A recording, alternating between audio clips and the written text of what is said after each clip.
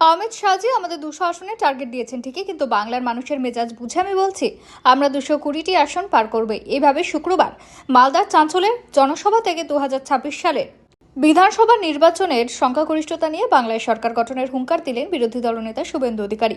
বাংলায় 21-এর বিধানসভা নির্বাচনে প্রথমে বিজেপি স্লোগান তুলেছিল আপকি বার 200 পার, কিন্তু নরেন্দ্র মোদী এবং অমিত শাহ সেই স্লোগান ব্যর্থ করে বঙ্গ বিজেপি পেয়েছিল মাত্র 77 বিধানসভা আসনে জয়।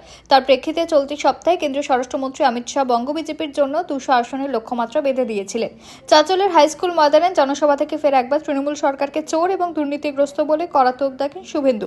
তার দাবি, আমরা যদি 3 আসন থেকে 77 আসনে পৌঁছাতে পারি তাহলে 77 থেকে 200 আসনে পৌঁছানো অসম্ভব কেন হবে? কলকাতা নিরাপদ নেই, অনুপ্রবেশের দাপট আরও বাড়বে, তখন সাধারণ মানুষই বিপদে পড়বেন। এই অবস্থা থেকে বেরোতে হলে গোড়া থেকেই সরকারকে উপড়ে ফেলতে হবে। তাকে মালদায় পা রাখতে দেবে না বলে হুঁশিয়ারি দিয়েছিলেন তৃণমূলের মালদা জেলার সভাপতি আব্দুর রহিম বক্সী। সেই মালদা চাঁচলে সভা করতে গিয়ে পাল্টা আব্দুর রহিমকে চ্যালেঞ্জ ছুড়ে দিলেন বিধানসভার বিরোধী দলনেতা শুভেন্দু অধিকারী।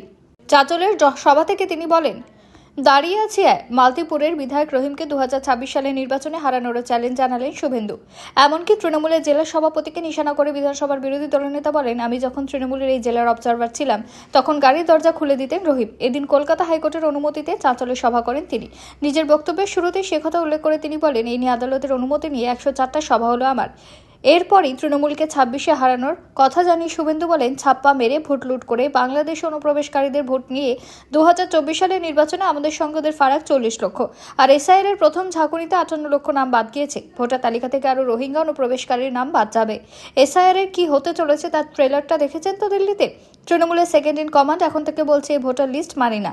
14 ফেব্রুয়ারির পর থেকে তৃণমূলের সবাই এই কথা বলবে। বিজেপির আসন সংখ্যা নিয়ে তিনি বলেন, এই রাজ্যে দুটি জায়গায় একজোট হয়েছে সনাতনী হিন্দুরা, উত্তর মালদা, নন্দীগ্রাম। উত্তর মালদাকে দেখে সনাতনীকে এগিয়ে এসে বিজেপি 200 নয় 220টি আসনে জিতবে। প্রসঙ্গত, উত্তর মালদা লোকসভা কেন্দ্রের সাংসদ বিজেপির খগেন মুর্মু, তৃণমূলের জেলা সভাপতি তথা মালতীপুরের বিধায়ক আব্দুর রহিম একাধিকবার হুঁশিয়ারি দিয়েছেন শুভেন্দুকে। মালদায় বিধানসভার বিরোধী দলনেতাকে পা রাখতে দেবেন না বলেও মন্তব্য করেছিলেন। আর এদিন চাঁচলে দাঁড়িয়ে শুভেন্দু বলেন, বড় বড় কথা, এখানকার মুখ্যমন্ত্রী হয়ে গিয়েছেন রহিম বক্সী, বলছেন ঢুকতে দেব না, পা ভেঙে দেব। এরপরেই রহিম বক্সীকে চ্যালেঞ্জ জানিয়ে শুভেন্দু বলেন, কলম বাগানে দাঁড়িয়ে আছি, আরএসপি করতো, আইসিডিএস এর চাকরি বিক্রি করতো। আমি যখন তৃণমূলের এই জেলার অবজারভার ছিলাম তখন আমার গাড়ির দরজা খুলে দিত। মালতীপুরে রহিম বক্সীকে হারানোর চ্যালেঞ্জ জানিয়ে তিনি বলেন, মালতীপুরে কে জিতবে আমি জানি না, তবে রহিমকে আমি জিততে দেব না। ওকে যদি তৃণমূলে মালতীপুরে প্রার্থী করে তাহলে হারাবো। কোন মন্ত্রে হারাতে হয় আমি জানি। এই জেলায় জোটের সঙ্গে বিজেপির লড়াই হবে। আমরা এখানে 6টা আসনে এগিয়ে রয়েছে। আমার আশা আরও 2টো আসন পাবো। তৃণমূলের দুর্নীতির কথা উল্লেখ করে শুভেন্দু বলেন, যেদিন উনি দিদি থেকে পিসিও হয়েছেন আমি ছেড়ে চলে এসেছি।